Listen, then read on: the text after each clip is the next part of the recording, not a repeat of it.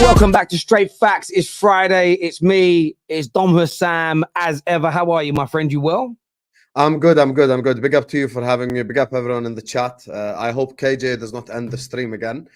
Make sure guys are liking and subscribing. KJ out. Always KJ out.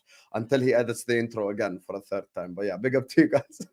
I know. I couldn't believe he did that to me last night. It was a great show. We're chatting away. And instead of exiting StreamYard, he ends the stream and everybody's like, what's going on? Yeah, it was a madness.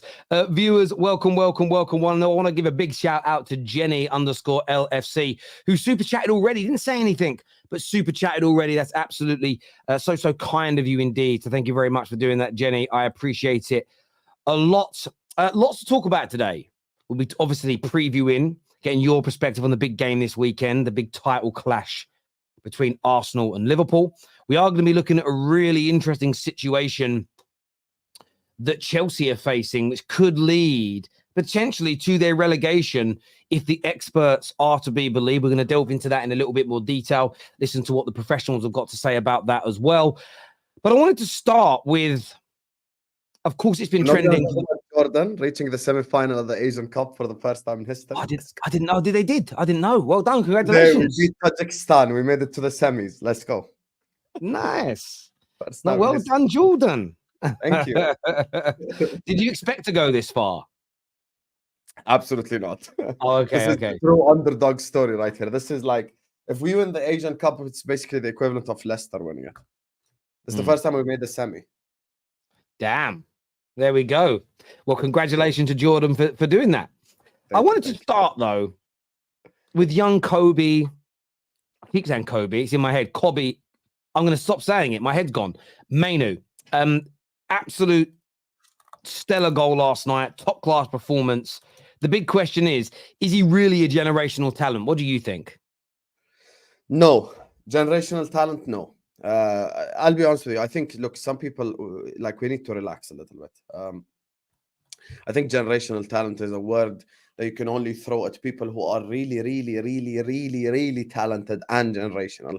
Like, I'm talking about a next level youngster, like an Mbappe, like a Trent, maybe Foden from 3 years ago, but now he gets compared to Saka because he fell off. So, for me, I don't think Kobbie Mainoo is generational. But Kobbie Mainoo saved Man United face yesterday, because when that Wolves equalizer came through, Terry, the entire United fan base, if you said you thought United are going to score the fourth, you're lying. You know deep down you're thinking it's going to end 3-3. Here we go again. Same old shit. But Kobbie Mainoo saved everyone the embarrassment yesterday.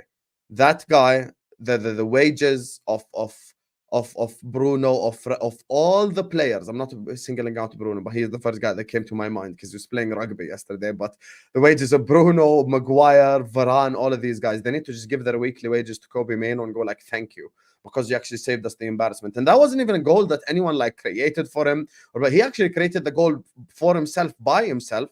And probably, I know this, people might say I'm exaggerating. I'm really not. I think this is probably one of the better finishes the Man United player has had all year long. That's actually a very difficult finish. He made it look easy, but that's not an easy finish. That's actually a difficult finish as well. So that was a fantastic goal for the youngster.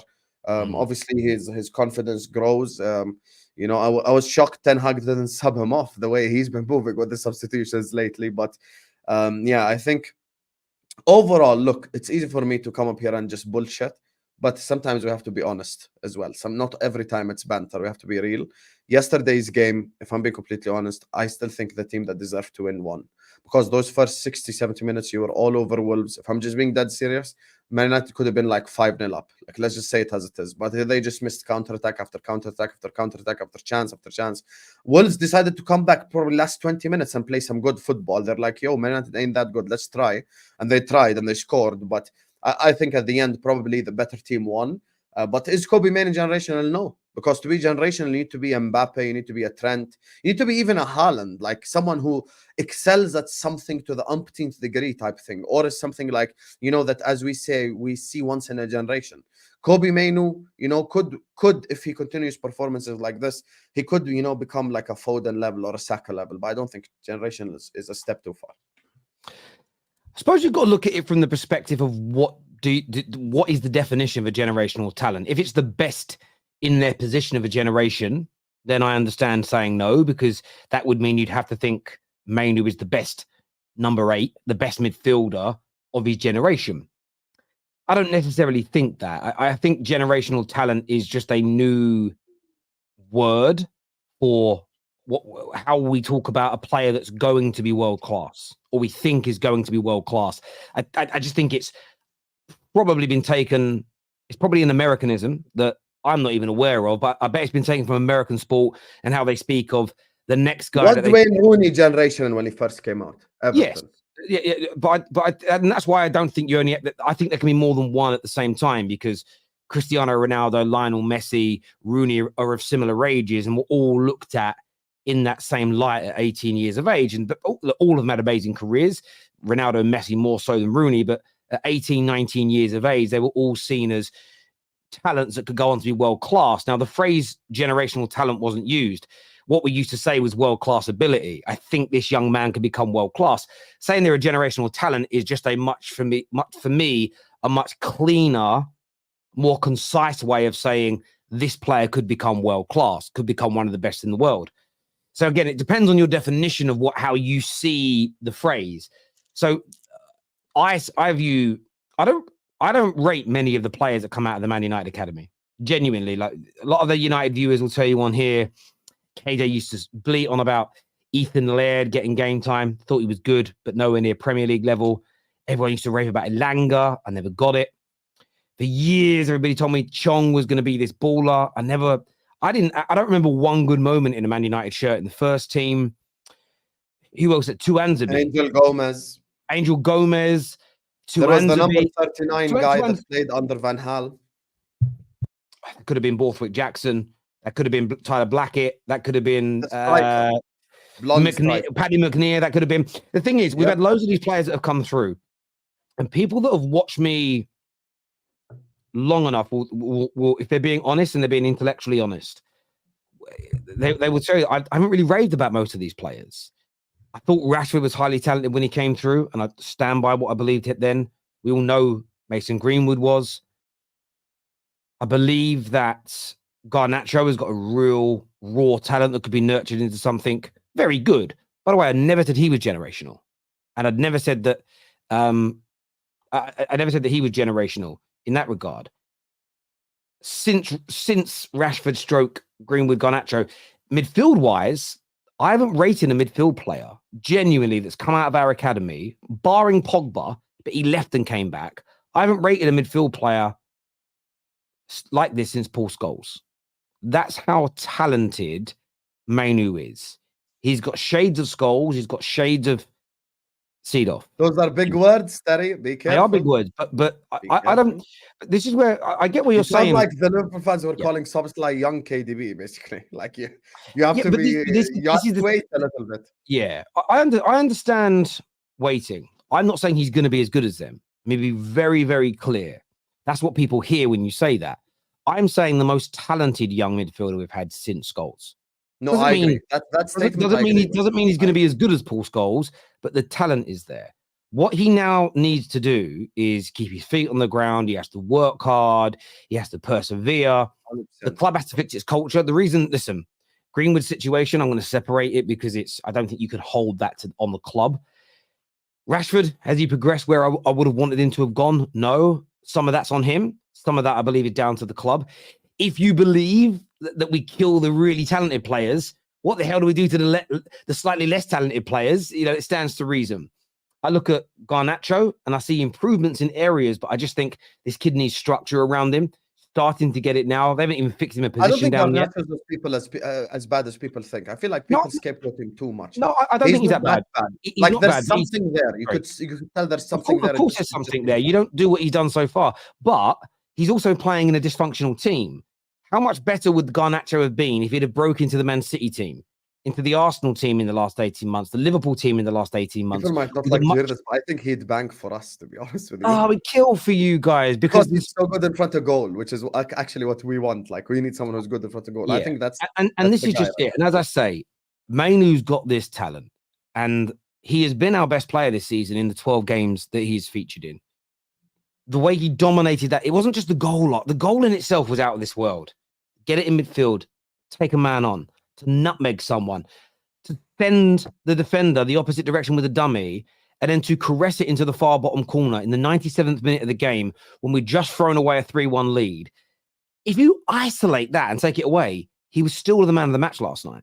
He still dominated that midfield, and he's 18 years of age. There's still a long way for him to go to reach anywhere near a Paul Scholes, anywhere near a Seedorf. There's a long way for him to go. Yes. And I think it's absolutely fair to praise him. What I wouldn't do is use it as a weapon to attack other people with. So did I want us to spend all that money in the summer on Caicedo, all that money on Lavia? No, I said it then. I believe Mainoo is of their level. I know where you're going with this as well. No, I'm not even attacking those players. Those two players are very talented. Talk about the Love United hate Glazers, people. Oh, no, I'm not even. They weren't even in my mind. I'm not even worried about them because we know that they'll. Yeah, but they did. They were like, Kobbie Mainoo coming through is going to stop us from buying a DM. I know. What yeah, and for me, it was a case of I agree with half of what they're saying. We need to improve the midfield, but Mainoo's got to be part of it because there is serious talent in there. And for me, I'm so impressed with this young man. Based on my definition of generational talent, I put him into that bracket. But it's realizing that talent because there's a Premier League football player from the 90s, and a lot of people won't remember who he is, but his name was Francis Jeffers, and he was regarded as a generational talent, and he didn't get to the level. He didn't progress to that next stage. Ravel Morrison at Man United was a generational talent. Chelsea have had players before, Gal Kukuta, as a young 17, 18-year-old, the world in his dog. Yeah, I mean, I'll give you a great example. He came through at Barca, so highly rated. Broja, not Broja. I think it was Broja. I'm thinking Broja's at Chelsea. You know what I'm talking about. He was at Barca. I can't pronounce his name now. It's gone out of my head. Barcelona. It was up the new Messi, even though Messi was only about 23 when he came through. I swear it was Broja or Broja. It might have been pronounced. Bojan. Oh, the guy that went to Stoke. Bojan Kirkic. Yeah. Bojan. That's the one. Bojan. That's the guy. 33 years of age now. There's been loads of generational talents that haven't achieved the levels. I'll give you another example of a very top talent that would get called generational now at 17. Anthony Martial, but never fulfilled that potential. Never got to the level that I hoped he could have done. So me saying that Mainoo's this talented doesn't mean he'll reach it. He has to keep working hard and make the right decision. Before and say Federico Macheda. No, I tell you as to why. When he first broke out, that like 6 months. That guy like was one of the reasons why we didn't win the league that year. That guy just was on some next level stuff. He wasn't. It's on Mainoo to execute. It's on Mainoo to execute now. Everything you just said. It is. I'm going to stop you there with Kiko Macheda. He wasn't. He scored that brilliant goal in his debut. He scored a fairly lucky deflected shot on his second game. And barring a good goal he scored a year and a half later against Aston Villa again, funnily enough, away from home, he did nothing for us. Macheda in the academy was deadly. First game, wow, what a goal he scored. But I'm telling you this now, and hindsight's obviously a very lucrative commodity. He barely moved me again after that point. That's the difference with, for instance, with Garnacho, the difference with Mainoo, the difference when I saw Rashford come in the team, the difference when I'm watching Conor Bradley at Liverpool right now. It's multiple times in a game you're going, oh, there's a player in there. It isn't one brilliant moment in a bang average game and then no moments again for months and then another one. It's lots of just subtle things in the game. You saw Conor Bradley's timing, Conor Bradley's understanding and reading of the game. You know there's a serious player in there. Yeah, and that is what I love. Basically, I agree with you. And that's when, again, Bradley's another player who I think has the potential to become a world-class player for you. Genuinely. Because he's but everything he said in the last 3 minutes, Mainoo now can't believe his own hype. And Mainoo now can't listen to all this stuff. We can say this, we're football fans. You can call him, he has shades of scores, blah, blah, blah. Mainoo can't listen to all this. Mainoo to continue working hard, continue to perform on the football pitch, and let the performances do the talking. That's the thing. The problem is in this social media age, we could go down and down and down a list of like, bro, there's like Callum Hudson-Odoi, he's at Forest right now. Dominic Solanke won the Under-17 World Cup. Ryan Brewster was looked at as the next big thing. Jordan Ibe, I can mention youngsters even from like my club. Chelsea alone, you could probably make like a youngster could have been 11 just from Chelsea Football Club alone. So like these players, they're young, they're going to make mistakes, but you can already see that Mainoo has something that I don't think any other midfielder has at Man United in general. I'm not just talking about academy, and that's he has a balance. You could tell he's a balanced player that knows where to be type thing. And the perfect example for me was the Forest game. As soon as Mainoo came off, first half was boring, right? But it was controlled and boring. So like Forest didn't do anything. As soon as Mainoo came off, there was like a donut hole in front of your back four. And that's where you conceded from twice. So that's what I think. Mainoo offers you a balance, but still is all I'm saying is it's just too early. He needs to do this obviously more consistently, more often for us to look at him in the way that we've described at the start of the video. No, I agree. And Twisted Bubba put a comment in here that I wanted to put up, but he basically said, and I get where he's coming from.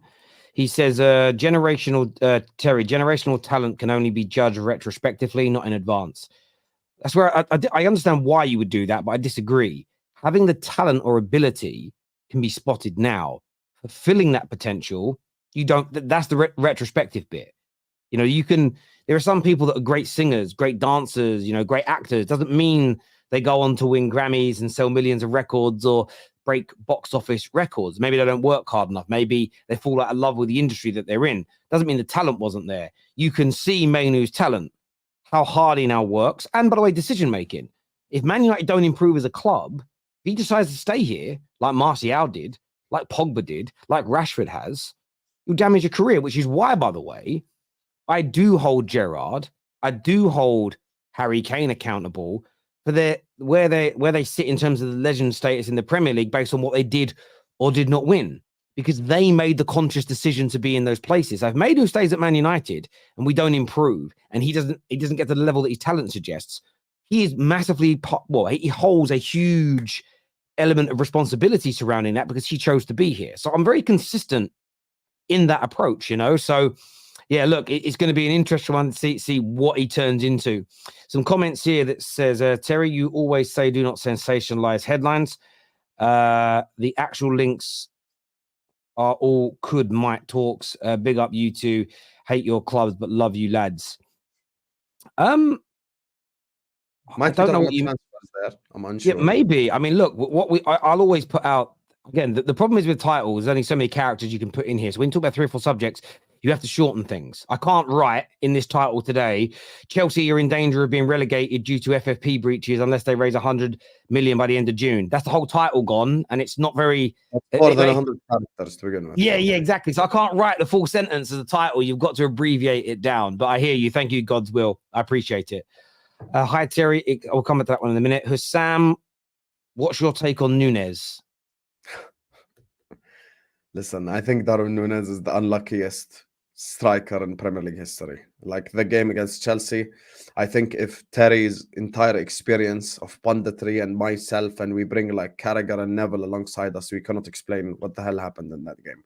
If he was trying to do a crossbar challenge, it wouldn't have been the case. Like I think he's just very unlucky. Like at this point, I just have no words, to be honest with you.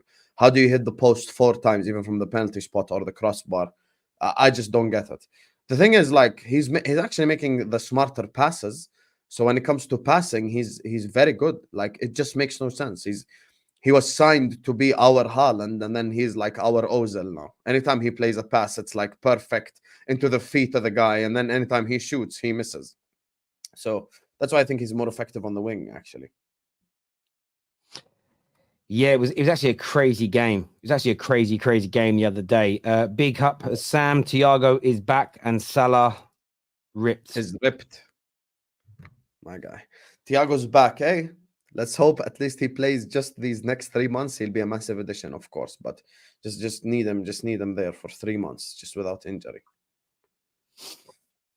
Thank you very much. This is here says we are a miles better team with Darwin in the team. If we don't see that, you're delusional. Sam Thiago is back and cooking in training. I beg he cooks.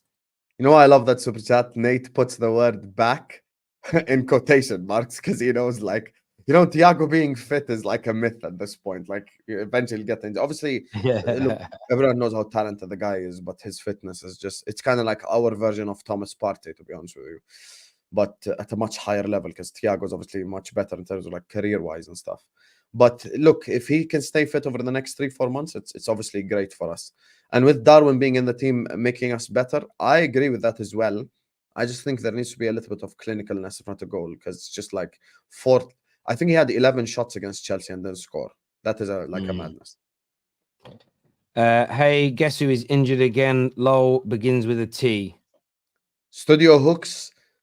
It's funny because the other guy starts with a T, but I think you're talking about Thomas Partey because he's an Arsenal fan. Studio, I might be mistaken. Yeah, it's either Thomas Partey or Tierney. I know. Yeah, it has to be Thomas Partey. There's no way it's Tierney. Is Partey injured again? Is Partey out again? No way. How's he out before he's even in to begin with? Studio, are you talking about Partey? Can you clarify, please? Yes, he is. Yeah, Thomas Partey had a little setback a few days ago. Unfortunately, he's not available. Whether it's a matter of days or week, we will see. He felt something again in a very similar area. Partey's injured. Yo. They were looking forward to getting him back as well. This man's a crock. He's got. Do you know what's funny? In the summer, a lot of people challenge Arteta as to why did he want him to go? Why did he want him out? I think they saw his, but I think that look, sports science is smart. It can be very predictive in terms of what's coming for a player.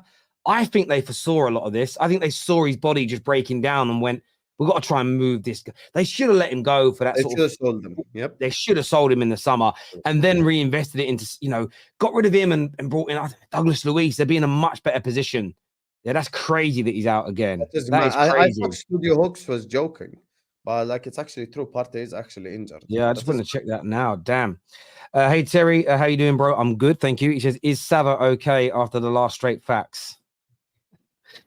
Look, I look at it this way. The last straight facts was an interesting one for me. I still to this point, I have no issue with his opinion on Arsenal. It was the fact that he wouldn't acknowledge that what I'm saying at least holds some logical sense, which it does, and told me that I can't change my mind on Arsenal's position of winning the league last year based on hindsight. I couldn't understand how I can't use hindsight against my own opinion after learning something new.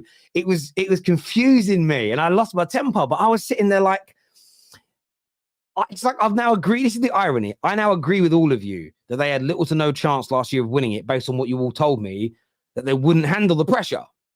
Now they don't have the pressure on them. I still don't think they're winning the league, but I think they have a marginally better chance this year because the pressure isn't there. And I'm told that's crazy. I'm like, it literally echoes what you all think. I couldn't believe it. And then, I know you watched it, Sav. I love Sav. But I'm sitting there saying, well, can we break down what I've said? And he wouldn't answer questions about what I said. He's giving me his opinion. I'm like, but I don't need your opinion. I know what your opinion is. You're telling me mine don't make sense. So we've got to break mine down, haven't we? We can't break yours down if you're saying mine don't make sense. I didn't get it. I still don't get it to this day. Say it again, Terry. Fuck off. I couldn't believe it. I was sitting there like, I would just remember the joke from yesterday. My bad. I say, don't steal it. But yeah, I just honestly, bruv, I love Sav, but I was more frustrated at the fact that it's like you've challenged my opinion. So what I wanted to do was break down my opinion in bite-sized chunks. See if you could, because you said you couldn't understand where I was coming from. So I was trying to break down where I was coming from, but he wouldn't answer questions about my perspective. He wanted to give me his perspective. And it's like, that doesn't matter right now because I get your perspective. I agree with loads of it. I want to break mine down because you said you didn't understand it. It's honestly, it was strange to me. It's a bit like me and Hassan make two different dinners. And I say, Hassan, how did you make that? And while Hassan's trying to break down how he makes it, I keep on interjecting and saying, no, but this is how I made mine. But I wanted to know how he made his. So what my recipe is irrelevant because he's taking me through his. But yeah, that's all it was. But I love him. I love him. He's great. Do you think United will keep Mainoo? Yeah, for the time being, absolutely we'll keep him. But we need to improve as a club. But we'll keep him for the time being. There's no doubt about it. Do you still work as an engineer? That's obviously aimed at you. Nah, I'm a full-time YouTuber now. You know, obviously, I quit like a year and a half ago. Actually, last January I think it was, or just before last January. So yeah, I've been doing YouTube ever since. But yeah, big up to you, Cooler. I can tell you, you know about my life, shit like that. So big up to you. Was it soap that you used to make? Nope, detergents. Detergents, right? Okay. Detergents, and then I like worked in a water powder? treatment facility as well. So it was kind of chemical related work. Some of it was dangerous, some wasn't. I prefer the non-dangerous ones, you know. Well, someone told me that making soap, making detergents, they can be quite explosive, can't they? Though they're very dangerous. If someone does, like, he messes up in a mixture or something, you have to. There's one time, like, I brought my thing, like, and I tied my face, and I had to go get the fire hose, and I just had to go blow in the direction of the thing because, like, he mixed two chemicals that couldn't be mixed, and everyone almost choked out and died. So I nearly did something similar when I was cleaning my swimming pool out once. These two chemicals have to go into the pool at the same time, but you shouldn't ever mix the two chemicals directly together. And I went to pour them both into the same bucket, and the pool guy was there, and the way he screamed, I was like, "Oh, what?" He went, "That literally will explode." I was like, "What?" It's crazy. But also, people are dumb. When I was working on a building site when I was at 16, we had to clean this room, and they brought in this industrial strength bleach. Oh, and Lord. You needed a very small amount and then mixing it with water. I wasn't in the room at the time. Please don't tell me you doing it. The guy that was doing it downstairs, another young labourer. I remember him shouting. I said, "Could someone help me? Could someone help me?" Right? He just poured loads of it into a bucket, no mask, nothing. Started mopping the floor with it. It was so strong, his nose was all bleeding like a madman. And I was like, "Oh my God!" So yeah, I didn't like that industry. That industry is dangerous, but if you don't know what you're doing, stay away from it. Stay away from it. We'll come back to some of the Arsenal things a little bit later. I'm not sure if I asked you this before, but who is your favorite ever player from your arch rivals? For me, it's Zizou. Sorry. Yes, Zizou. So I read it wrong. I don't like any United player, to be honest. You fuck them all. I'm gonna be real with you. I absolutely hate them. I don't like any of them. I'm gonna be real with you. Growing up, I hated Man United. Like, listen, I saw Man United win everything. My club didn't win much at the time, so it's just there was. I never had that relationship with Man I didn't. I agree. I had no favorite player from Liverpool. I absolutely despised every single one of them, every single day, no matter what. When they had an England shirt on, it was different, but I could differentiate the two things. I could go from hating Gerrard to loving him in the space of a day, as long as he had on an England tracksuit, shirt, suit. He was an England player, but as soon as that Liverpool kit was back on, I despised him as a footballer, of course. But yeah, there's not very many rival players I like, especially growing up. Growing up, it was so hard. It was so different. It was, I think, far more tribalistic than it is now. Great question, though. What's the Manchester City rival player you liked when they were in League One when you were growing up? Oh, yeah, those guys, they weren't even rivals. This year says, late as always, big up my man, Hassam.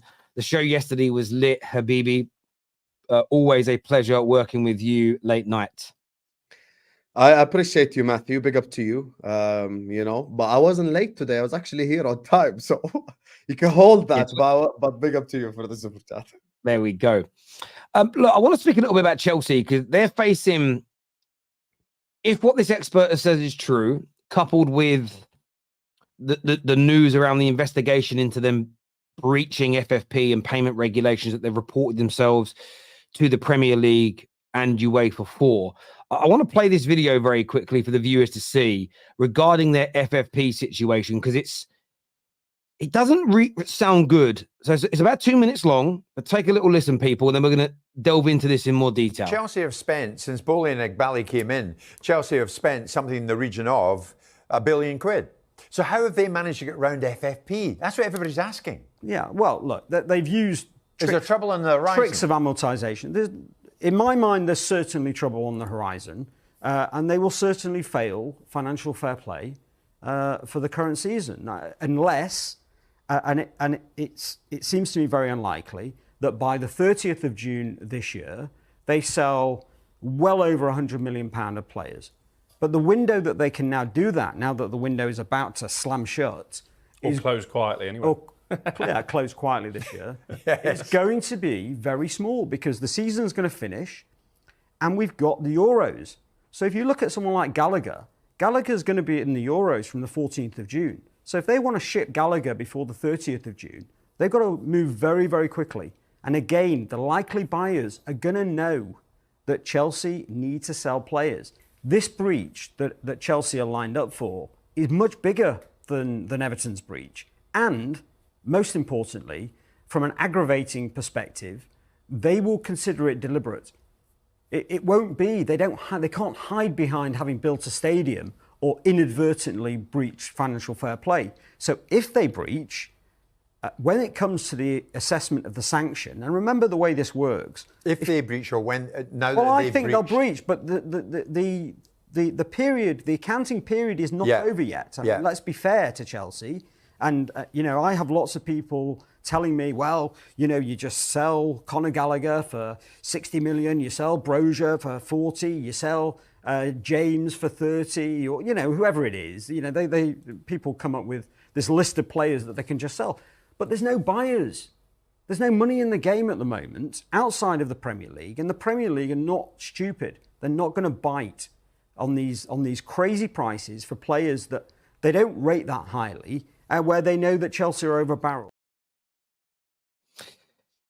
It's a very interesting take. They're in danger. They've got to raise, it's believed, they've got to raise somewhere in the region of £100 million by the end of June, which means maybe selling some players that they want to keep. They are running a risk of not only breaching FFP rules, but it's also stated here that their recent transfer activity could see them penalised even further as they have potentially broken the Premier League sustainability and profit regulations, with the club not allowed to make a loss of any more than 105 million over a 3-year period, which they're set to definitely lose more than that.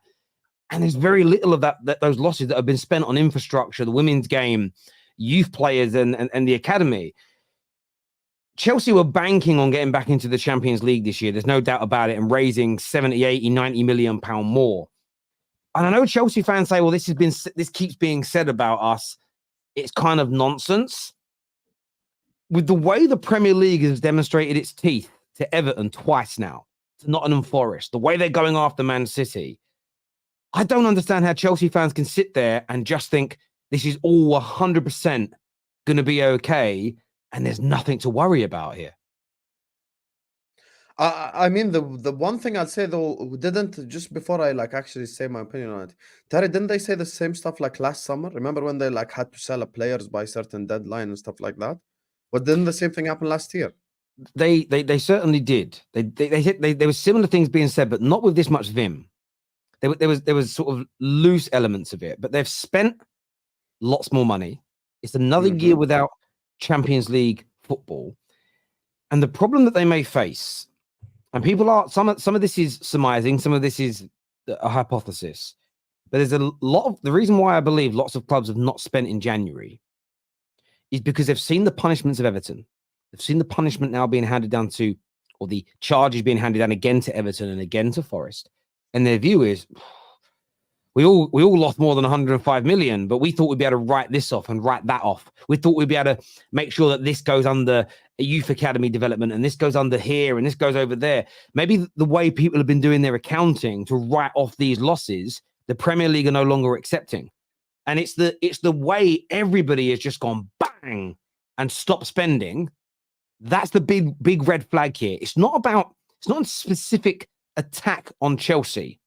But if you look at how much Chelsea has spent, and yes, it's been amortized over a long period of time, but they've still spent huge amounts of money. They still have previous players that have been sold now to pay off. That money still accumulates.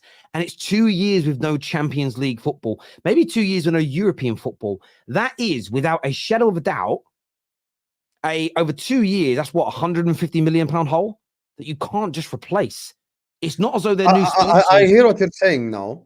This obviously relates to the whole amortization became the buzzword of the year last year. I still remember everyone just learned the word amortization. They didn't realize Chelsea were amortizing their points in the Premier League instead of the actual money. But when it comes to this whole situation, listen, Chelsea, Man City, let's go. Premier League clubs, League Two. We're going to be watching League Two at least twice a year. The home game at Stamford Bridge and the home game at the Etihad. I can't wait for that game right there. Chelsea Football Club tried to skip the process. And this is the cons of skipping the process. This is the cons of doing it the right way. I've said this before 100 times. There is a right way of doing this. City fans always make this stupid argument that I've heard 100 times. Oh, how are clubs supposed to compete? How can they do this? How can they do that? You can always make it to the top.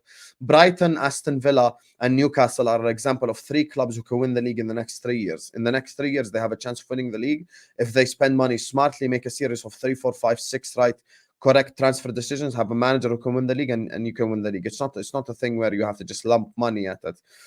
And I think with Chelsea, it's essentially, it's not essentially, it actually is just skipping the process. Like, you watch the way Chelsea have done things over the last 2 years. It's essentially like we're basically going to buy 25 youngsters.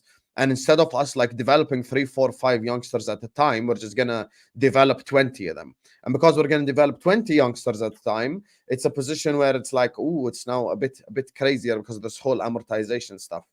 The one thing I will say though is, and I actually agree with you, and there's a reason why. Look, it's February 2nd. Terry has probably had, and I probably will speak for him, this is probably the deadest ever transfer window he's ever reported on, ever. Like, it's actually, I don't think it's ever been this dead. The highlight of the transfer window is literally Timo Werner on loan to Tottenham Hotspur from Leipzig's bench. That's the highlight of the transfer window. And that for me tells you all you need to know. This transfer window has been absolutely dead. Like, no one signed anyone. And I think what Terry just said, I actually agree with. I think the Everton and the Forest things, the Premier League is very smart. I think they're doing this on purpose. I think the reason they charged or found Everton and Forest guilty first, so they can set a precedent. I feel like this is a dangerous precedent to set now, though, because it's in a position where it's like, yo, Chelsea, you're in trouble. City, you're in trouble. Whoever, like, if you're in trouble, you're in trouble. And that's the same reason why we spent probably the first 2-3 months of the season talking about how Arsenal need a striker in January, blah, blah, blah. And they ended up not being able to sign one because of FFP. So, like, I feel like this FFP thing now maybe is probably being implemented more strictly, I'd say. Maybe implementing the rules a bit more like to the T, to the point type thing. I think only time will tell. But this was a position as well where Chelsea were in last summer. Now, clubs have to be smart because, as the guy said that we were just watching now, he said, look, the clubs know that Chelsea do have to sell. The clubs know that Chelsea do have to sell. So they might be in a position where they have to, just basically sell for a much cheaper price. Enzo Fernandez, I have an escape for you, my brother. It's time. It's time you actually play for a serious Champions League club. Enzo and McAllister, World Cup winners for Argentina. This time, Champions League winners for Liverpool. Let's do this. Cheeky £45 million bid. Enzo Fernandez, you could come to the right club in England now. Let's do this. And this is why, I think this is why Chelsea fans have to take this seriously. Now, some elements of losses can be written off against the profit and sustainability rules. They can be, okay? But we know that they're becoming harder and harder to write things off. The Premier League is becoming a stickler for it. In the 2020-21, £156 million loss was made. But of course, a lot of that may have been allowed to be written off because of COVID. In the 2021 to 22, they posted a loss of 121 million in losses.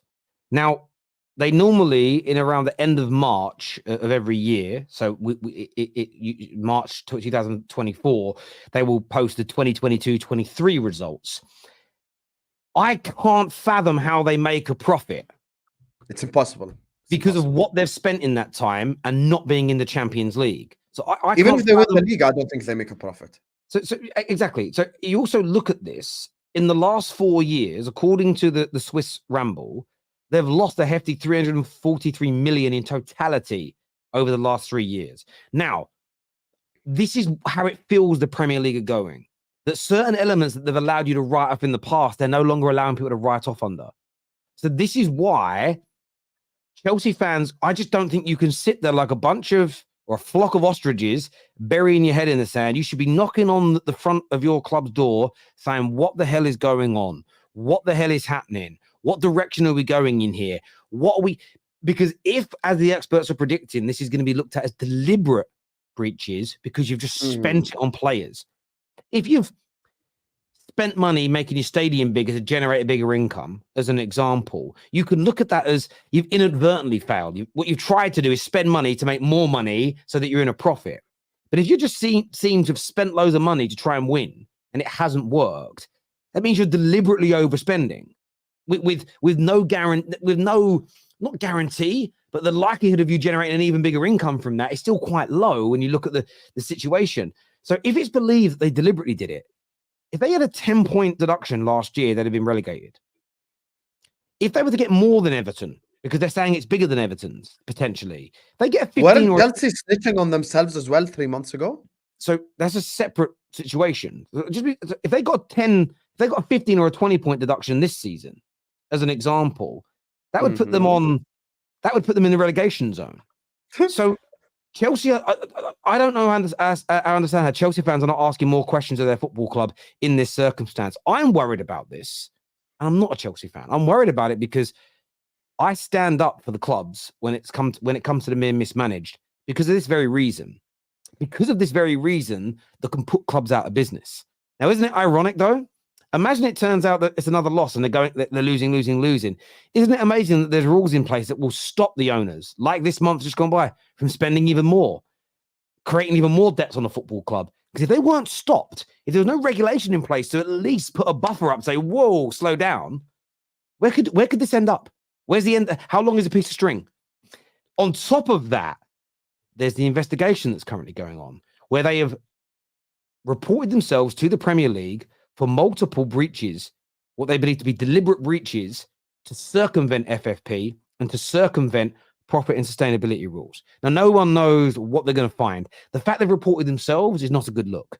But if you couple genuine breaches with the potential of financial mismanagement and corruption to the side of it, Chelsea could see themselves with a 20, 30, 40-point deduction, which, with the way they've played in the last 2 years, that's relegation. That is literally essentially you're being told you're relegated. If you look at the points totals of the last 2 years, and in any one of those seasons, take 20 points off, 30 points off, they're gone. They're out the Premier League. And then how do you get out of that financial hole? Because you've still got all the debt to pay. It's not like when you get charged, the debt gets written off. The debt's still there. You know, and Chelsea fans have got to wake up here and smell the coffee. Yes, this may not end up being as bad as it is, but you cannot sit back on your hands and pretend that it's all going to be okay. Your club's genuine future, your club's history, everything is at stake. And when it comes to the financial mismanagement of football clubs, we have seen this happen before. We've seen multiple clubs broken before. And maybe, just maybe, the Premier League now really tightening its grip and showing teeth is making clubs realize, you know what, even with the regulations, we've been breaking a lot of the rules, or we've been at least bending them as far as they can go before breaking. And the Premier League look like they're not having it anymore. That is how it appears. So if I was a Chelsea fan, I would not be sleeping easily. I'll be speaking to the official supporters clubs. I'll be speaking to the people that can speak to directly, the Todd Bowleys and the Clear Lakes. They should be asking for full, frank explanations of what the plan is right now, because this could get a whole lot worse for Chelsea before things get better. And I don't even believe I'm being hyperbolic. I'm only looking at what the experts are saying. I'm only looking at their previous year's trading history, which is all fact, and what's happening to other clubs that are losing money. And when you couple in no one spending, like I said to Arsenal fans a few weeks ago, who said we're caked in money, we've got loads of money, it's a lie that we haven't. Why is no one spending? I think everybody's real. Even people that aren't in big debts are probably thinking, you know what, I've seen what Everton are not allowed to write off. Liverpool ain't in big debt, but even we're thinking like, we have to be careful here. I think everybody is. I think Chelsea Chelsea are running a big risk here. Big risk. I think if everything what you just said, but actually a lot, like, I didn't interject there because I was actually trying to understand the situation as you're explaining it. If everything you just said now comes into fruition, then Chelsea are in massive trouble. Like, if what you just said is a thing, Chelsea could actually end up being relegated. Like this could actually be and here's the thing, probably from a Premier League perspective, and I know this sounds sad, but from the Premier League generating revenue perspective, I don't think they would do that, because obviously Chelsea have a worldwide fan base that watch them around the world. Obviously, it's not the same with Everton. It's obviously not the same with Forest. It's much easier to kind of like, you know, probably charge them teams because they don't have a worldwide fan base that wakes up in East Asia at like 3 a.m. in the morning to watch them. So I think that's probably one of them things. But look, what you just said obviously puts Chelsea in a massive, massive position of danger. Now, the Saudi League saved Chelsea last season with buying Koulibaly, with buying Mendy, blah, blah, blah. Now there are people actually leaving the Saudi League, which I don't even know what the Saudi League direction, you know, they're trying to head in now is to begin with, because some people might not even continue in that league. You know, some people are saying, you know, the project has already failed a year in. I don't think the project itself has failed. I think we'll see with time. But thing is, I saw someone say this earlier on as well. I don't know if it's true or not. Apparently they also have to sell homegrown players, or it's like something like that. So that's why he used the Gallagher example. Yeah, so homegrown players again, and I spoke to one of the, I DM'd one of the experts about this, saying how is it that they're pure profit? And he just sent me a message back in relative layman terms. He said essentially, and this is where there's conjecture and there's challenge. So there is the possibility that a lot of these young players that Chelsea have purchased could theoretically come under academy investment or youth investment, and then so that they could write that part of the debt off. So for instance, say they spent £200 million on players. Loophole, basically. Yeah, there could be a loophole out. However, there's a theory going around the experts that the Premier League is now being a lot harsher on this. However, someone like Conor Gallagher, someone like Broja, someone like Reece James, no matter what their expenditure is over that in that so say over a 3-year period, those 3 players in wages, new contract signing on fees, agent fees, bonuses have cost them £40 million. Theoretically, that £40 million theoretically could be written off of their losses As academy, because it's academy. Yeah, so that's the theory. So that's why they looked at as pure profit. Because if you then sold them all for £100 million, that's £100 million of income, or £100 million into your business that you could essentially write off your losses, but none of their expenditure goes against you. So it doesn't actually impact your. It's not 100% profit on your actual trading accounts, but on what's considered a loss under profit and sustainability. So theoretically, they could even claim Caicedo as a youngster, basically. Theoretically, I doubt it, as he's played professional games for other clubs. So it all depends on who they've bought, what level they've played at, how many professional appearances they've had, how old they are when they come in. But this is the thing. I think that some people have been doing. Look, we all know that Chelsea and City, both of them, although they have had a few young players come through, typically in the last decade and a half, their academies have been to produce players to loan out and make money as income. That's what they've done that 2 summers ago. Exactly. That's what their academy was predominantly for. They're now trying to find a new way of raising money through young players without necessarily wanting to buy them. But I think that the governing bodies are being far stricter. And I think they're being far stricter because they want to show they've got teeth, so that when people cheat potentially, like City may have, they can hit them with a huge fine, because if breaching the rules is a big fine and a big punishment, cheating them can be even bigger.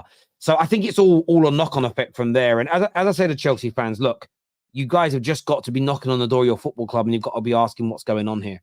You know, it's about. I agree with you, specifically if there's a punishment. If there's a punishment that puts like Chelsea's position, or like their like, how can I say this, their existence in the Premier League in danger, then something needs to be investigated, as you said. I actually agree with that. I don't think there's anything you said that's crazy or wild.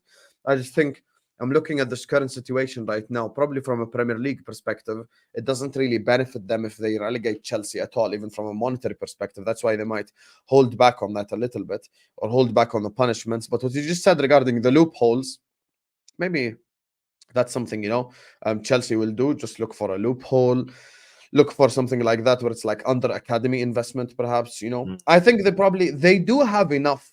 If we're being honest, they do have enough to probably sell 100 million before June. Like, you know, Broja for 20, Gallagher for 30. They probably do. But they do. But this is where I think, again, say you want Gallagher and you know Chelsea have got to sell. I would wait until after the 30th of June. Why are any other Premier League club going to care about? I mean, if Chelsea get a deduction of points, right, they're still going to be in the same financial situation the day after. The day after the 30th of June, they're still going to have to raise money. So you're still going to be able to turn around and say, unless they're getting a big influx of money from elsewhere, say they've got a new sponsor landing that's worth £100 million up front, then maybe not. But you got to play it carefully. Premier League clubs, that's why they were trying to get £50 million for Roya. Then they wanted like huge loan fees, and it's all whittled itself right down to a smaller amount because clubs are saying, no, you're the ones that need to sell. We don't. In the end. It's crazy. This year from Sonny says, just shows why Wenger was such a strategist when dumping money left, right, and centre. He was more about developing and finding talent on the cheap. He warned clubs, I will miss Klopp. I love competing against the best. Look, I think Wenger... Whose crest is that? That's not a City crest, is it? I have no idea what that is. It looks like some... Yeah. Competing against Klopp, I don't know who you support, Sonny, but big up to you regardless. I think, look, obviously, what you just said is 100% true. I mean, even like we were talking about Chelsea. The best player on the pitch for a Liverpool-Chelsea game actually cost Liverpool £0. Like, we're talking about an academy player in Tom Little. So I look at this whole situation with Chelsea and some of the stuff that Chelsea described is just scary, to be honest with you. Like, you're talking about serious repercussions. And once again, just like Manchester City, just Chelsea are in the same boat in terms of like, this is a court of public opinion, and the fact that Everton was charged first by getting a 10-point deduction only makes Chelsea's position even worse. So, you know, I probably still think Chelsea will find a way to, like, you know, probably make 100 Yeah, and they may find a way out of it. There's absolutely no doubt about that whatsoever. But it doesn't. What happens the following year if you don't improve? Yes, and this is why Chelsea fans have got to be. If you just miss it by the skin of your teeth, what happens if you have another?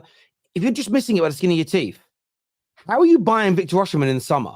How are you buying the 4 or 5 experienced players that are needed? This is what you've got to ask yourself. You play chess here. It's not just, how do we get out of this situation? It's, what's the plan? But they're not playing chess, though. That's the big problem with Chelsea. True. Remember when I said, me and you had this conversation in the summer? I said, first of all, Caicedo, obviously, as you can tell, like, it's fair for us to say now, has made the biggest career mistake of his life, because he could have been in a title race right now, competing on all 4 fronts. There's not an agenda. This is fact. And look at which club he's in right now, who is an absolute mess. So even maybe if you're a player, you're looking at Chelsea right now as you know, maybe not the best place for you to go to, even if you're Osimhen or whoever.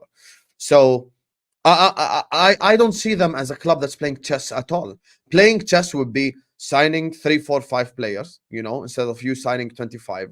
Signing 3, 4 players, keeping a few experienced ones, slowly integrating these youngsters and developing them step by step. But instead, they're trying to skip the process.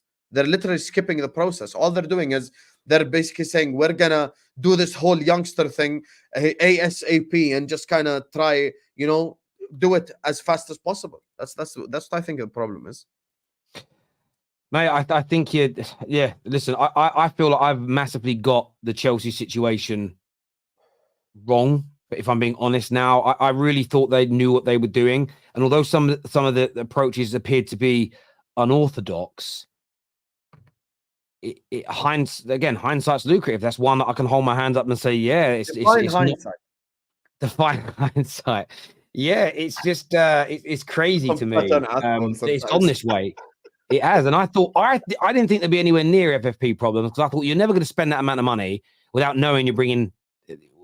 Without knowing you're covering it. There's something coming in, you know, maybe their Spurs shirt sponsorship deals were going to be so big and lucrative from some big American company or some big investor that there was going to be no issues, but they were spending like the original Roman was, but they're not backfilling the money. And I just think it's crazy. The Mount money will count in this year's FFP done deal after June 30th, 2023. Players 21 and under that came through the academy does not count against FFP. When you say players under 21 and under the academy, so players you buy that are under 21 don't count against FFP. Is that what we're saying, Tahir? Long time no see, by the way, Tahir. Hope you're well. I haven't seen you on the show in a while. Well, if they don't count and they're under that, then fair dues. That's going to help them a lot going to help them a lot in regards to that. But that's where I think the conjecture comes in, because it's players under 21 to what degree and to what capacity. I'm intrigued to find out, because the fact that everybody slowed their spending down, when you actually look at Chelsea spending, so much of it is under 21. I don't get them why they're in these kind of issues, but we will see, mate. That's a really good bit of information. I really appreciate you. I'm actually going to make a note of that, because I'm going to go back and speak to again, what I like to do when I get told these things is not disrespect what you're saying. I'm going to go and speak to Kieran. I should make a note of it. Speak Kieran Maguire and Dr. Rob and just say, this is what somebody said. How true is it? And what's the finer detail on it? And we'll see. Sell Nkunku to Arsenal for 20 million, please. That's not going to happen, is it? Has the top 6 status died for Chelsea? Nah, people do this too early. Too early. Maybe 4 or 5 years out of it, then we'll talk. I think it's too early to make that conversation still. People were talking about Leicester and Arsenal with the same stuff. And then Leicester are in the championship now. So you just have to be patient. Yeah, it's too early. Look, they're still part of the top 6 as far as I'm concerned. But I think it's a good question. But yeah, I think it's too early. It's TalkSport, Terry. Do you trust them? It's not about not trusting TalkSport. It's not somebody. It's not my inside sources tell me per se. It's not the only one of the experts that are talking about this. All the financial experts are talking about it. So I think it's wider than TalkSport, in my personal opinion. Rashford and Nkunku for 30 million next season would be nice. If you want Rashford at Arsenal, you got to pay 80 million for him, bro. Minimum 80 mil. 80 million is mad. So how much I would charge. By English tax. Sunny here says, I'm in Tampa Bay, Florida. The crest is a Tampa Bay Lightning hockey. There we go. I'm a Gooner for over 25 years. The spending and prices went out of control in football. Need a salary cap like the NFL and NHL. Player prices are unreal. Sonny, I've actually had this debate before. I actually don't agree with the caps thing. I'll tell you why. In the NFL and in the NBA, you don't buy players.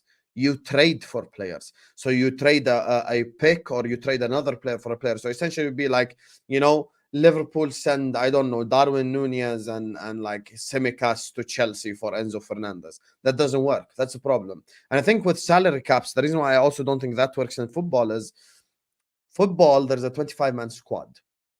And then there's an academy. And then there's a lot of things. In an NBA team, there's 15 players. Like 4 of them could probably be on like an NBA minimum wage type thing. So I think there's also the draft system, 100%. They just mentioned it in the chat. We can't forget that. So I don't think that works in football. And by the way, as an example, Kylian Mbappe, let's say he earns $1 million a week. Just from a marketability perspective, he's probably worth that alone. Like, maybe you probably get like 300, 400 million just in shirt sales from an Mbappe thing. So I think certain players do deserve to get paid a lot more than certain other players. I don't think that's a wild statement to be making, but I think with the spending, I agree with you, and that's why last season I was very anti-Chelsea in the summer, because I was just talking about the transfer situation, and all people kept throwing in my face was the amortization word, like that means anything in the current terms. But we'll see if the Mason Mount money counts towards it. Then what's that? Then what? That's like 40 million or so. So it's just 60 million left to go before June. So we'll see what happens. We'll see. They still have time. They still have time to fix it. That's the thing. They still have time to fix it. Thank you very much for that super chat, my guy. Moving on from the Chelsea conversation, we're going to come to, there's still some super chats starred from earlier, which we'll come back to. One of them here from Jason actually says, Terry, excited for the weekend Arsenal-Liverpool game. How do you see this game going, mate? Like, I want you to break it down before you give me your predictions, because there's a lot of people out there that believe that Liverpool will end Arsenal's Premier League season in terms of title contention. How do you see the game playing out? It's such an important one. It's going to be absolutely nail-biting for both teams, I think, when it kicks off. But I'm very excited. How do you see this one playing out? I mean, if Liverpool do win the game, then yes, Arsenal are probably out the title race, because they'll be 8 points behind by then. And I think it's a mountain too big for them to climb, because they go to the Etihad as well. I think they go to Spurs away. I might be mistaken. No, I'm not mistaken. They do go to Spurs away as well. I think they play Man United at Old Trafford as well, which is not usually an easy stadium for them to go to. So I feel like, yes, it will definitely be a tough fixture. I think this game right here, first of all, let's get something straight. Liverpool don't need to win. Liverpool don't like a draw is not the end of the world for us. Like, okay, we drew away at Emirates. No one like it's not that deep type thing. Liverpool don't need to win. Arsenal though, they need to win. Like Arsenal need to win this game. Arsenal cannot draw, and Arsenal definitely cannot lose this game. Like I think win is exactly what Arsenal need right now. I think I'm talking about like the title race momentum. I'm talking about the points on the board. All of that as a collective is the exact reason why Arsenal 100% need to win. But I look at this game, and Arsenal are the heroes in this game. I'll explain what I mean now. The starting lineups, the midfield that they choose, any team that they go with is the reason for them winning or the reason for their downfall. I'm looking at the Sunday right here, and I think there's first of all, the context of this game is completely different than the FA Cup context. This game has a lot more pressure on it because it's a Premier League fixture against your title rival. Those games matter more than FA Cup games. I know despite people talking about trophies and all that stuff, yes, I agree with you. Trophies are important. You should be winning trophies, but the Premier League ones always have extra pressure on them. I think the context for this game, the thought process going into this game, all of that is completely different than the FA Cup game. Completely different. Now, do Arsenal buckle under pressure? We're going to find out this Sunday. What does Arteta go with? Does Havertz start in midfield? Does Jorginho start in midfield?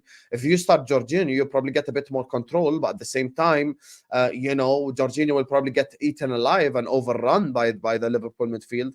If they start Havertz, then they might not get overrun, but they'll get outsmarted. So, like, it's basically Arsenal are the heroes this Sunday or the villains. It depends on what they do. How do they act? Because that game right there, like the game that we had at the Emirates earlier on in the FA Cup, in the first half alone, Liverpool, we could have been 4-0 down to Arsenal. But they just missed chance after chance after chance after chance. And what they cannot do this Sunday, is miss chances and not take their opportunities. So I'm looking at this current Arsenal team. I'm looking at Mikel Arteta, the players. Then, like, they manufacture their own downfall or they manufacture their own win. And if they're not clinical and they don't take their opportunities, Liverpool will punish them. I'm not going to say my prediction yet because I know you'll ask me probably at the end of the segment, but I think with Arsenal and Liverpool, obviously this game across Premier League history has been the highest scoring game for a reason. The games are usually entertaining as hell. Even when it's not that high scoring, it still is entertaining. But Arsenal need to win. We don't need to win. If we draw, there's no need for me to moan about anything because City come to Anfield, Spurs come to Anfield. We've already played Chelsea home and away. The only tough fixture remaining after that is probably United away at Old Trafford. Other than that, there's like no real crazy tough fixture that we cannot handle type thing. So, yeah. So you feel like all the pressure is really on Arsenal here to sort of deliver 100%. in this game for them to step up. 100%. Why is there pressure on us? Let's assume right now Liverpool go away to the Emirates and we lose. And Man City beat Brentford. We're only a point behind City.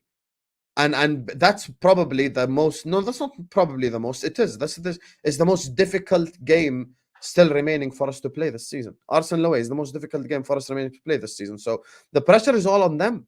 The pressure ain't on us. We're not. When you're the chaser, you're the one who has the pressure on you to deliver. When you're the one being chased, the pressure on you is a different type of pressure. But you go away to Arsenal, like if we draw this Sunday, there's no need for me to be upset. If we lose, I probably will be angry, but at the same time, it's not like it's title race over or anything. So 100%, all the pressure's on Arsenal. And specifically with Salah out as well, obviously not playing. They're saying Nunez could be out as well. With I think you're saying like there's something in his foot or whatever for this game, so he might be out. So it's just like I don't necessarily think there's any pressure on Liverpool to deliver this game. All the pressure is on Arsenal, 100%. I get where you're coming from. I think there is pressure on Arsenal. I think what's interesting though is a lot of people have written Arsenal off. A lot of people are talking like their season's over. A lot of people don't think they'll win. A lot of people don't think they're anywhere near the standard that they were last year. And I think that's going to play into their hands during the Christmas period where they went top, and then they had a couple of bad games and they fell off. It's like the world ended for Arsenal fans. The Arsenal fans that believe suddenly don't. But Arsenal fans that didn't believe are now going, "Hey, we were right. We told you." And it feels like the pressure's kind of gone a little bit. Last two games, I think they've won them an absolute canter without being spectacular in any way. The danger is, though, Liverpool are on a different planet right now. You guys are on an absolute different planet. The way you brushed Chelsea aside the other day, I know they should have, in my opinion, they should have had 2 penalties against you, or at the very least 1. And either one of those penalties could have changed the game. They could have gone 1-0 up, or the game could have gone to 3-2, which maybe the ending would have been a bit more like Man United Wolves last night as an example. But that's football for you. You know, these things happen. But in terms of performance, you absolutely annihilated them. You go into this game, and nearly every single person I've asked this question to this week on the terrace has said Liverpool are the favourites for this game. And I just wanted to throw this by you. If Liverpool are the favourites for the game, let's just put that's hypothetical. I know you may not believe that, but say they are the favourites for the game. Do you believe that helps Arsenal as opposed to them being the favourites and them being expected to win because people see them as a better side than you? Do you think it helps them that everybody seems to be predicting that Liverpool are the favourites at the Emirates? Yes, Arsenal thrive more when they're the underdog. Like Arsenal 100% thrive more when they're the underdog. So do we. But I actually do believe we are the underdog, though. It's not like I'm making it up because we're going away to the Arsenal and all the pressure is on them. Look, pressure is subjective. Pressure is not an objective thing. It's not like hindsight. It's not like it has a definition. Pressure is subjective. Sometimes you either have a lot of pressure on you, you have certain amounts of pressure, sometimes you have no pressure. Obviously, in a title race game, there will be some form of pressure, 100%. But this game is a game that Arsenal need to win. We don't need to win. We don't need to win. Like, if Liverpool Football Club do not win this Sunday, then there is literally zero reason for panic in the Liverpool camp at all. Like, we could lose this game 3-0, and I still would think Liverpool are in the same position. We're competing against Man City and Arsenal for the league. We're in a good position. It's our first loss of the season. So it's just like there's no need for me to be upset at any form loss. of... It'll be your second loss. It's our first loss. I'm not claiming that Spurs loss, please. So it's our first loss of the season. So for me, all the pressure's on Arsenal. If you're playing at home, and you, I think they were like overall, they've won 3 games in 10. Obviously not on the best run of form overall in the last 10 games in the Premier League. If that's happening to you, then the pressure is on you. I'm sorry. We're coming to town. You're not coming to our town. If it was at Anfield, I'd say, yeah, okay, Liverpool have the pressure on them to keep this going, to keep the momentum. But even if Arsenal, by the way, Tyler just mentioned in the chat as well, Arsenal beat Liverpool, bro. Arsenal beat Manchester City. Like, so we cannot act like Arsenal are incapable of delivering a result. They've delivered the result already this season. So yeah. Yeah, look, Jake, I haven't ignored your super chat. We just haven't got round to it yet, my friend. Because you only put it in like 5 minutes ago. And we're in the middle of talking, so I typically don't stop the conversation to do a super chat. We then do the super chats and talk about them. So we will get to your super chat. I promise you, my friend. We didn't ignore it. Yeah, look, it's going to be an intriguing one for me. I can see this going either way. I really can, and that isn't me sitting on the fence. It's just, I think it's 2 very good teams, and Arsenal are nowhere near as spectacular this season as they were in the last campaign. But I think that could pay dividends for them. They're playing at a slower pace, but I think that's going to save their legs later on in the campaign. I think they're playing a strategic game with that. And hindsight is going to be, if that all turns out to be true, then hindsight again will be lucrative because people will probably look back at it and go, oh, I get why they did it now, rather than in the moment they're really frustrated at it if they're a gooner.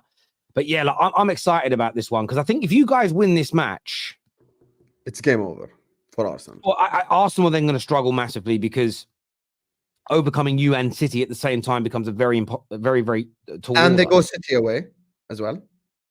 They do, but I wasn't actually going to talk about Arsenal. If you beat Arsenal this weekend, you become the favourites for the Premier League. No, we don't. You have to, and I'll tell you why you have to. Because you've already said it yourself without saying it on this stream. This is your last hard game. You've already gone away to Man City. Your home record against Man City is brilliant. You would have a 5-point gap over them. Now, yes, a game in hand, but that's not points on the board. Points on the board is worth more than the game in hand.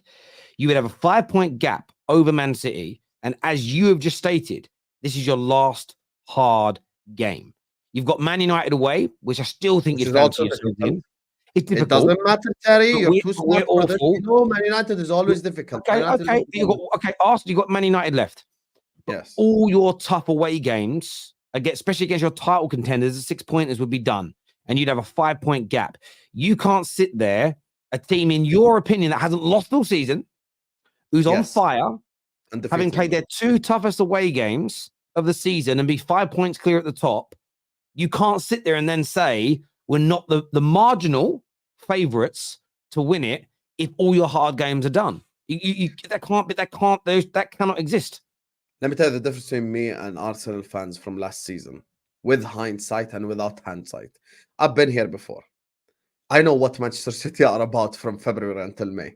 And because I've been here before, I know exactly what this is. First of all, City are 2 points behind us. When City has a game in hand, I put +3 next to the thing. Like, I actually think that hopefully they drop points against Brentford this week, but I always put +3 for their games in hand. City are not the type of club that drop points when it's games in hand. And Manchester City have, according to everyone, the best manager in the world. They have the best starting 11 in the league, the best squad in the league. Until Liverpool are 10 points ahead with 5 games to go, we're not the favorites. We're literally underdogs until the end. And this is the reality, because Liverpool Football Club is not as capable as Manchester City as things stand currently. So we're literally not even playing a DM and DM. How much clearer of you then do you believe City are? Because you've made me believe through what you've said, and we've been doing a show together about not a year now, but we've been doing shows together for years. You've always said there's not much difference between you and Man City. If there isn't much difference between you and Man City, why do you have to be 10 points clear with 5 games to go to be considered the favourites? If there's only a marginal difference between Klopp and Pep, only a marginal difference between Liverpool and Man City's teams, how is a 5-point gap not enough for you to be the marginal favourites? The way you're talking is like you're massively inferior. City are an exponentially superior team to you. We're an underdog because of the fact that they have the stronger squad. But you're only an underdog. How much better? How much better are they than you? So, a lot better, but miles better.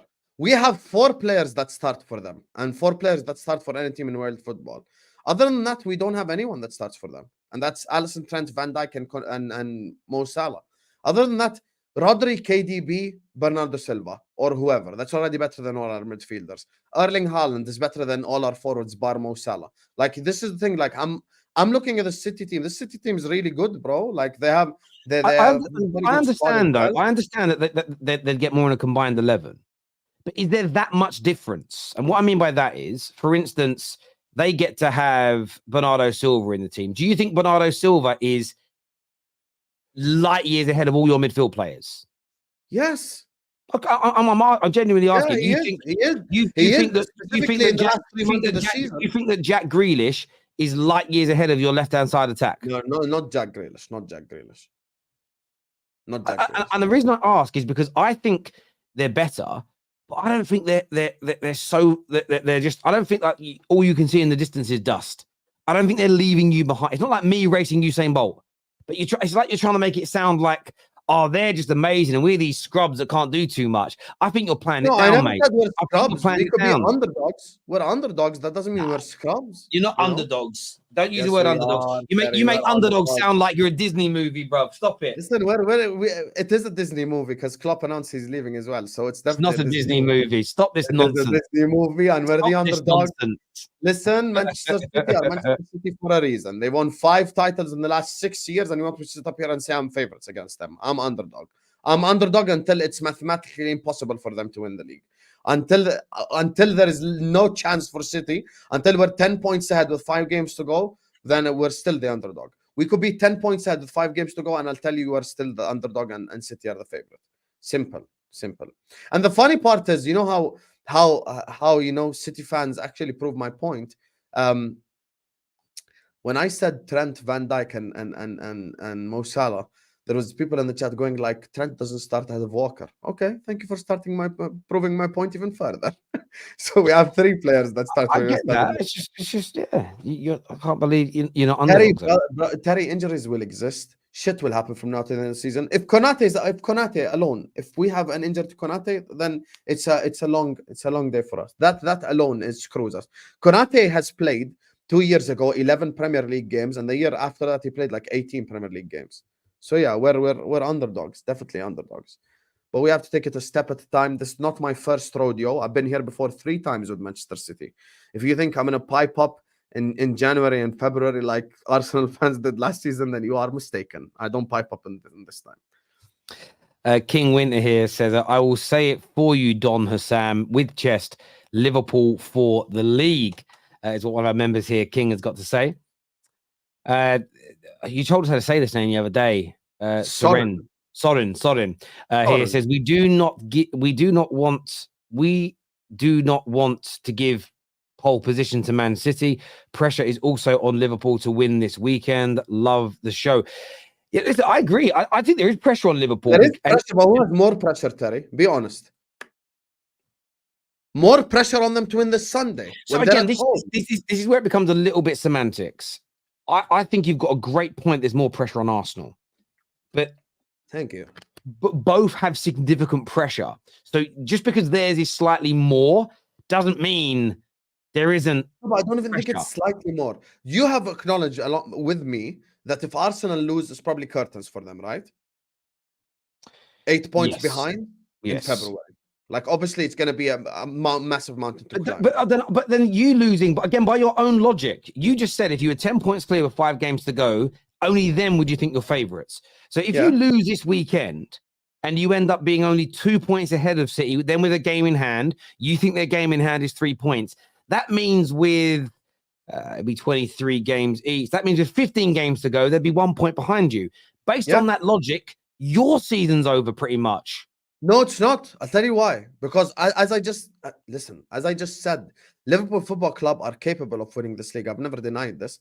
But we are an underdog to Manchester City because of their experience over the last 5-6 years.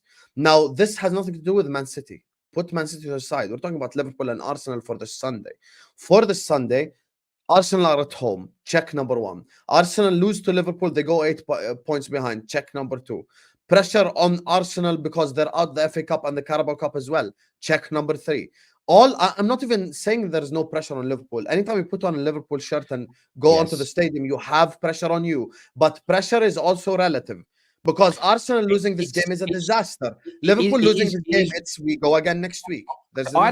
I agree with what you just said, because I think that you've got a brilliant chance of winning this league and you're on the edge of becoming favourites. Therefore, a loss is bad, but that doesn't end your season. I'm talking about your logic that you're this massive underdog because City are so much better than you. Based on how you see City and how dangerous they are, for you to say there's not that much pressure on us if we lose doesn't make sense. However, I think both of you have big pressure. I think Arsenal's, I would agree. I think is marginally more. But it's a case. Look, it's like if me and you are both in debt. I owe 3 million quid. You owe 2.8 million. Yes, I've got more debt than you, and £200,000 is a lot of money, but we're both still massively in debt. So it is relative, but there's pressure on both. You're trying to play it down too much. He says, it's okay if we lose, we'll win the Champions League. Come on, you gooners. He's got Tony says here. Yeah, I'm going to end up with Orignal, brother. Have some shame. We have had to be 2 games clear. 2 games clear of City, not 2 points. Yeah, I agree. I think you could be right there. Jake here says, idea was proposed a couple of years ago to recruit 2 academy players in each matchday squad, would cut down on the need to spend 60 to 80 million pound per player. I mean, in fairness, that's been the idea of football for a long time, to develop your own, because it's a much, much cheaper remedy. This year, Tahir's back with us again. Hope you're well, brother. He says, along with the 50 million for Mount, Chelsea will sign a new shirt deal with Riyadh Air, plus a new training kit sponsor. Listen, if Chelsea have got it all in hand, fair dues, absolutely fair dues. But Todd Bowley and Clearlake have said a lot of things so far that haven't come to fruition. That's why I would be skeptical, personally. But I get wanting to protect your club. Debbie here, hope you're well, Debs. She said, as a Barca fan, for years we have been called cheaters by Chelsea, and now look at what's happened. To be fair, you did cheat them in 2009. Like, as much as I hate Chelsea. That game, that really was a disgrace. Drogba didn't lie. That was a madness. I watched the highlights back a little while ago. I actually can't believe.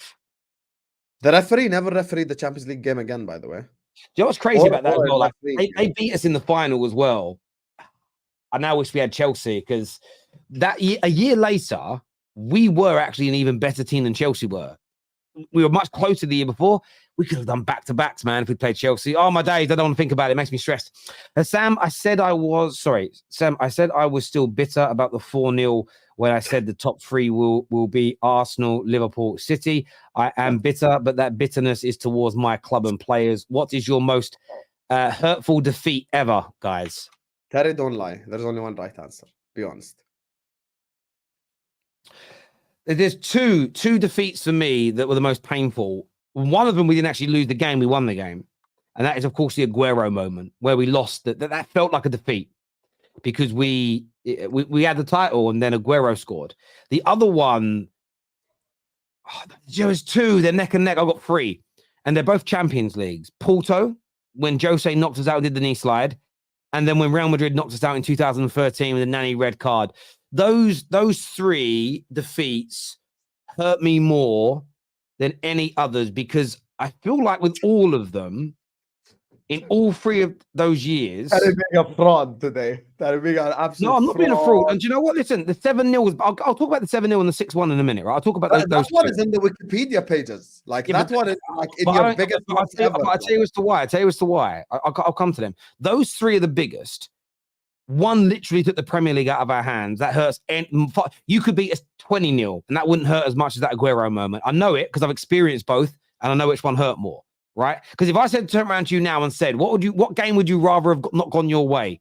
Would you have rather Aston Villa had beaten Man City when you would have done the domestic quad, or would you rather experience not winning that league again on the final day the way you did, or Man United beat you 7-0? You are going to pick being beat 7-0 by us to win that Premier League, aren't you? I don't know. You are. So that's why. But listen, the 7-0 was painful. That hurt. That was embarrassing. The 6-1 to Man City killed me. And the other one that really stands out was the 5-0 to Newcastle in the 90s. Those are three individual results that hurt me. But those other ones, they just... recently.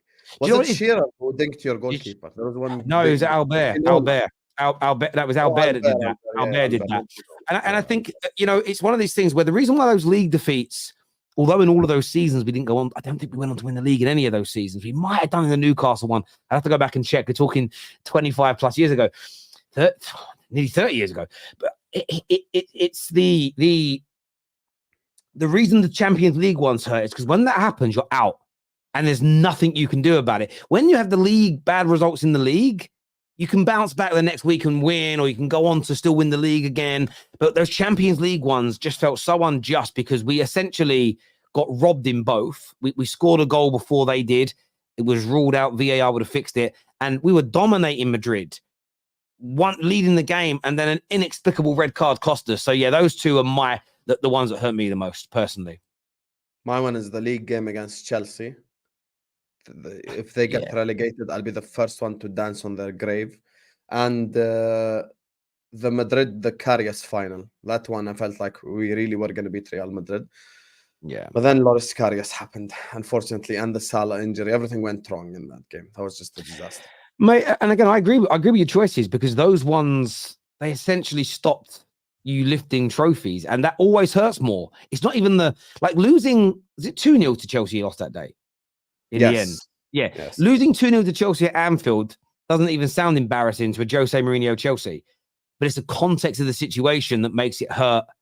So it's why Wayne Rooney's goal for me is regarded the best ever Premier League goal, because it was the winning goal in a derby in a race for the title between Man City and Manchester United. You add all those things together, it makes the goal more special because of the overarching context. So yeah, I agree. Ben White and Zinchenko sharing wives. Come on, Mike. What is this? Sharing wives? What? Is this an actual thing, or did you just make this up, Diallo? What? What is this?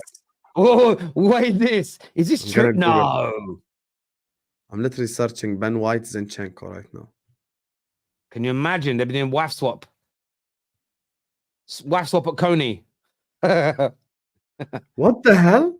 What? Arteta jokes Ben White and Zinchenko have been living together and sharing wives. What?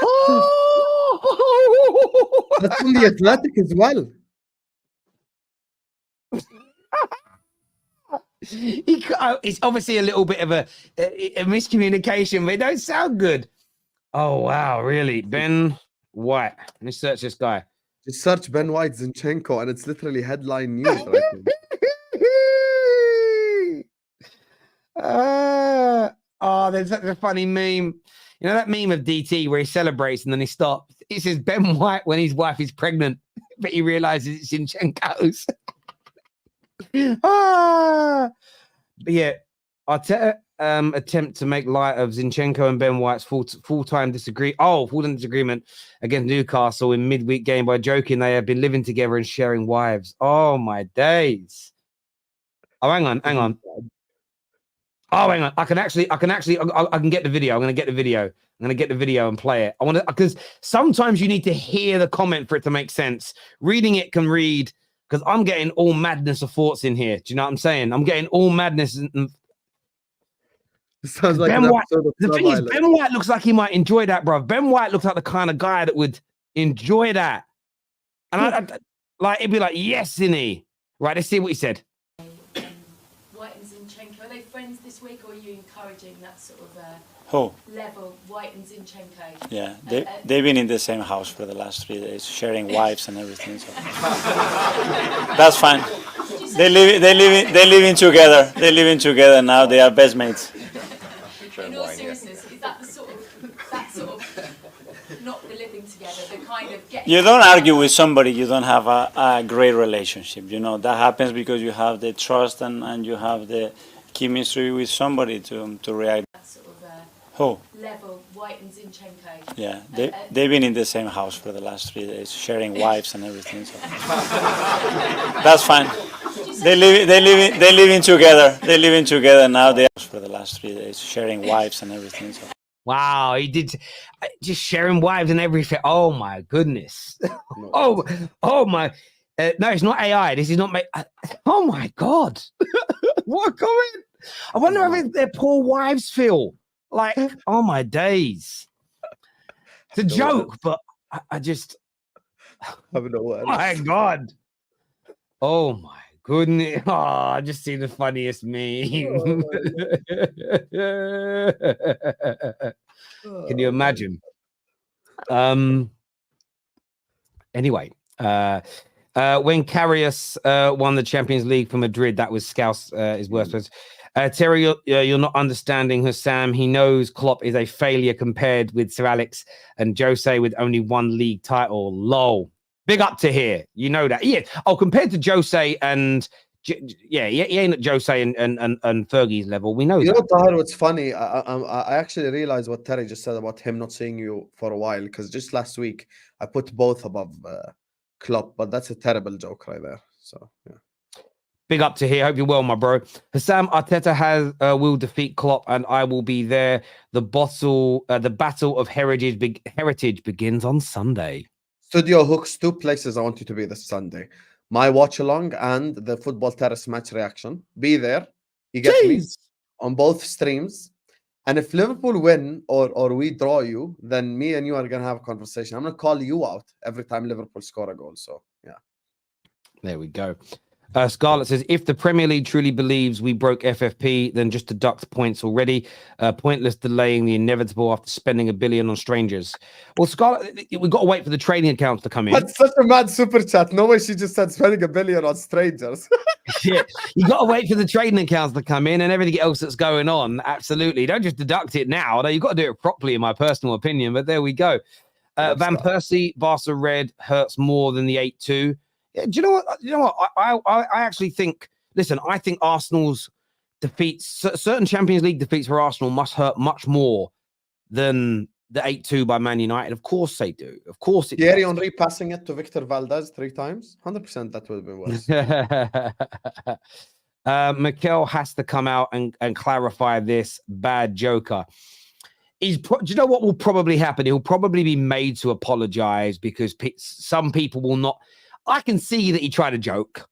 It probably shouldn't have said it, but some people will get very, very, very offended by it. But there we go.